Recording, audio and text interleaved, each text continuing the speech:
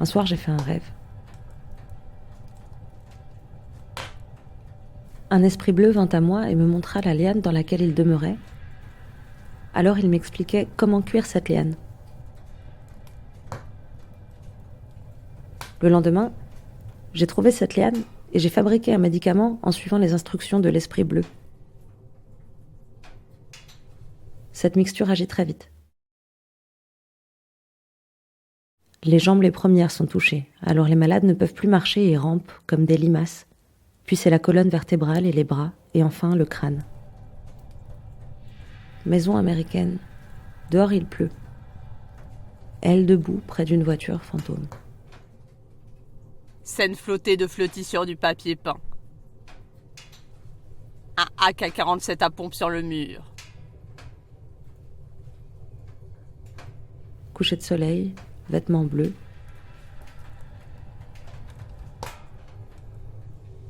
Le ciel pâle, tombant en morceaux, dans une rue de Paris, sous la lumière de l'après-midi. Le printemps chaud et tourmenté de 2028.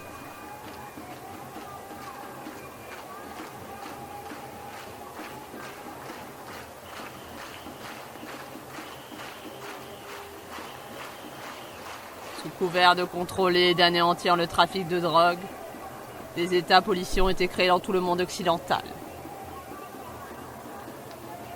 La programmation progressive de la pensée, des sentiments et des émotions permettent à des États-policiers de maintenir une façade démocratique, derrière laquelle, à haute voix, les gouvernants disent que les drogués, les invertis et tous ceux qui s'opposent à la machine de contrôle sont des criminels.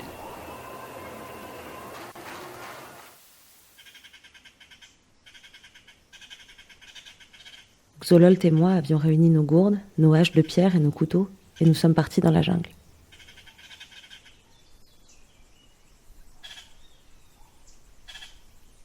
Il y avait un ruisseau clair et bleu, et de profonds trous d'eau, et beaucoup de poissons. Nous avons abattu quelques arbres que nous avons brûlés dans cette clairière. Nous avons construit une hutte retenue par 4 grands poteaux au-dessus du sol. Xololt avait très peur du jaguar. Elle se blottissait contre moi, et je la tenais dans mes bras comme un enfant, ses yeux brillants dans le noir. Parfois j'étais arbre ou rocher, et je m'asseyais sur un seul endroit, cherchant la lumière et les ténèbres comme si j'avais faim et soif. Xololt, la panthère, m'entraîna sur le sable et j'entendis ses gémissements. Et je voyais Xololt solide, et je ne pouvais plus la toucher. Et je lui parlais, mais dès qu'elle n'était plus là, je ne pouvais plus parler.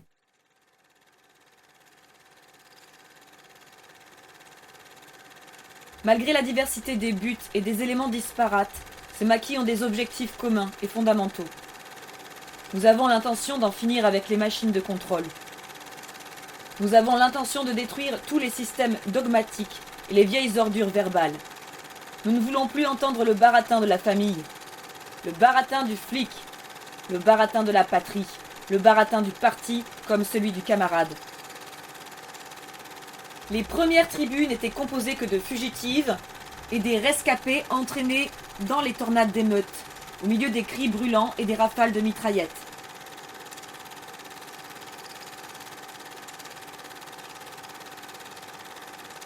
Suite à quoi, ils ont alors convoqué un homme fort qui s'appelait le colonel Arachni Dendris.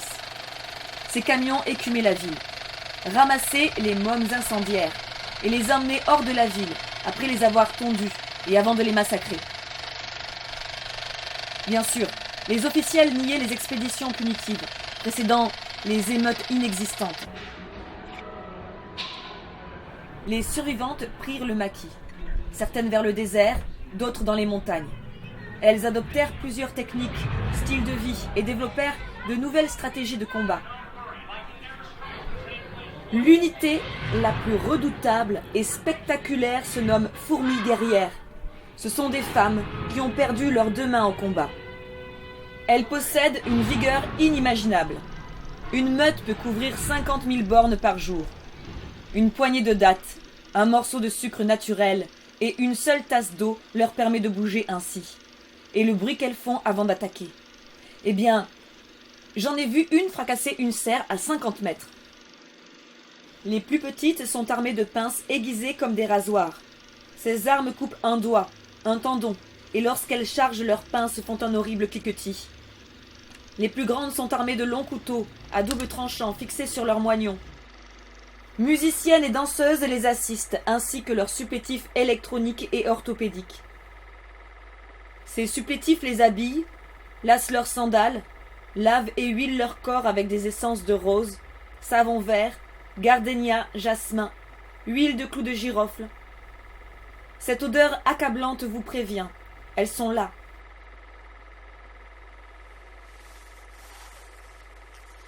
Pourquoi une femme est-elle une femme et une panthère un lion? C'était cassé là. Étire jusqu'au moment où ça s'est cassé. Regardez bien ces fragments. Regardez bien ces fragments brisés. Femme centipède, femme jaguar, plante pierre à chaud explosant entre les cuisses. Même la douleur n'est plus une douleur humaine. Je revois les pièges à poissons et les filets où se faisaient prendre les délicates biches, et les animaux à carapace que nous pouvions attraper à la main, et que nous avions tués en leur fracassant la tête contre les troncs d'arbres. Une fois, j'ai écrasé un de ces ragourdes, et le sang a giclé sur moi. Je l'ai jeté sur le sol, et il fit volte-face secoué de spasmes. Xololt riait, puis nous nous sommes regardés et nous avons éclaté de rire. Et je me suis allongée, et j'étais le ragourde, et je me secouais énergiquement.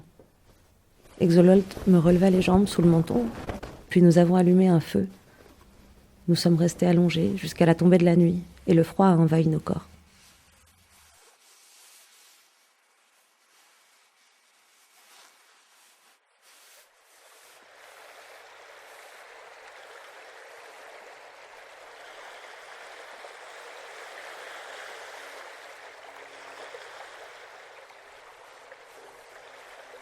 La légende se répand de par le monde, et les mômes fuguent pour rejoindre leurs rangs.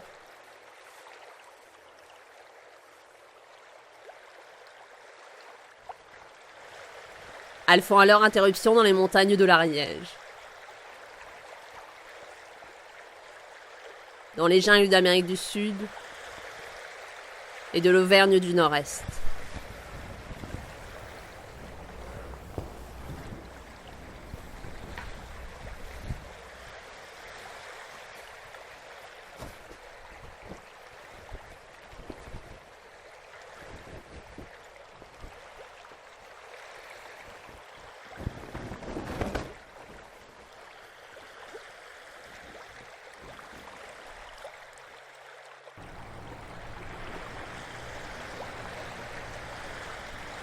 Elles échangent leurs drogues, leurs armes et leurs talents grâce au réseau planétaire.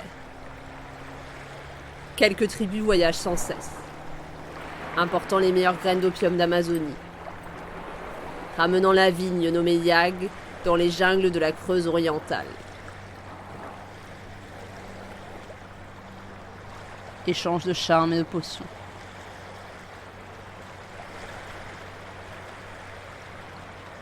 Dans les régions où elles se reposent, un langage commun, basé sur les hiéroglyphes. Une langue parlée et écrite par elles seules.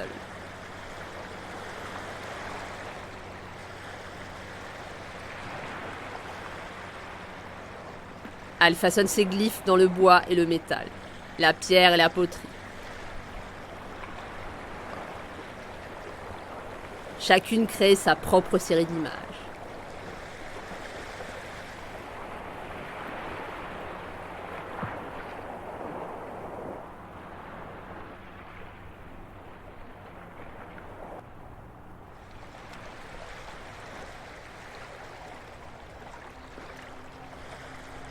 Diligence, ballons, caravanes de chameaux et de mulets, chariots, pousse-pousse.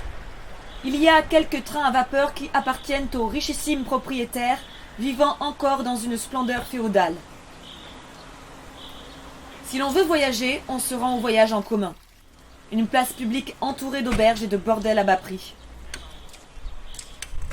Si vous cherchez, il y a toujours un moyen, Voici un camion à gazogène qui explosera sûrement un jour ou l'autre.